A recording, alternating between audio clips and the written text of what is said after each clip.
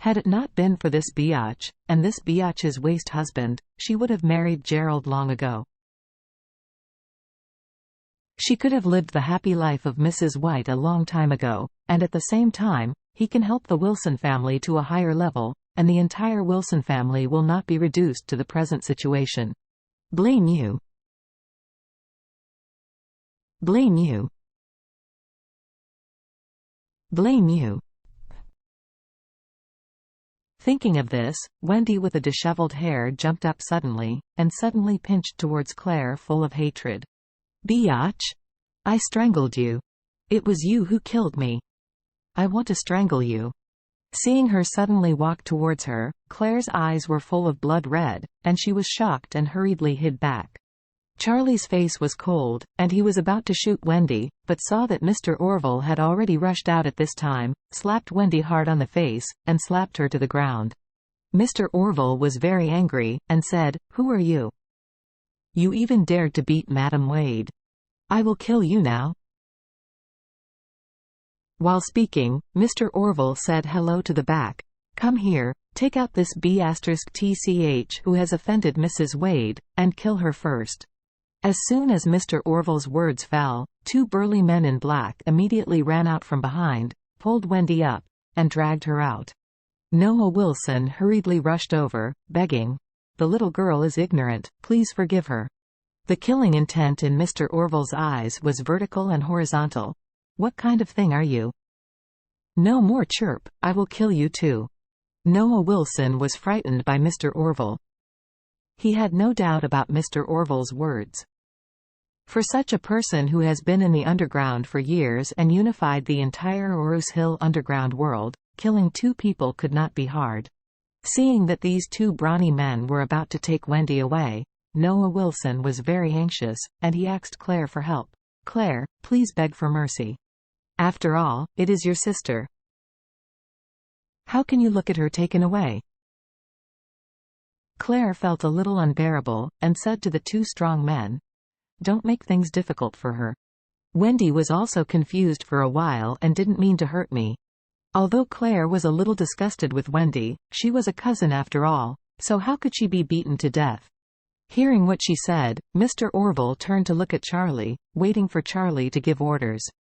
Charlie smiled slightly and said, "Do what my wife says." Mr. Orville said, "Since Madam Wade has spoken, let them live." Charlie nodded and said to Mrs. Wilson, "I said it a long time ago. You are not welcome here. If you are acquainted, just go by yourself. Otherwise, I will let Mr. Orville's people beat you out."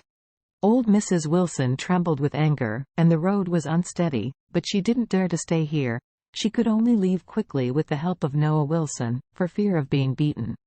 Wendy was still in a state of despair and screamed, "I won't go. I won't go. I'm going to strangle that B*TCH Claire. Let go of me and let me strangle her." Mr. Orville kicked her with a black face, and kicked her to the ground directly, yelling, "Cut off your tongue, if you don't stop talking nonsense." Seeing that his sister was about to cause a catastrophe, Harold hurriedly stepped forward to help her up and said, "Sister, let's go home." The Lady Wilson sighed repeatedly. Today, she wanted to mock Claire. By the way, she would give her a little pressure and induce her to return to the Wilson family. Unexpectedly, Claire today is no longer in the same language. There are so many big people backing her. The Wilson family is completely unable to trick her back. When she left, Mrs. Wilson felt extremely uncomfortable. If she knew today, why bother? Now Claire is unwilling to return to the Wilson family. The Wilson family has lost the last straw, and it seems that only bankruptcy is left for them to have it in their fate. After the Wilson family left in disgrace, Claire was relieved. However, the lively atmosphere on the scene quickly made her nervous again. The people here are all big people, but the place here is very small and the reception is not very convenient. Just thinking about it, many staff from Wing Star Building ran over to entertain them with meals, drinks and drinks. After all, it is the property of the Emgrand Group. With a call from Doris, the group immediately put aside all their work and gathered around Claire's studio to help. Doris came to Claire and said, Mrs. Wade, Wing Star Building is the property of our Emgrand Group. Since you choose to start a business here, we naturally have to show something. Then, she greeted a middle-aged person and said, "This is Zubo, the manager of Wing Star Building.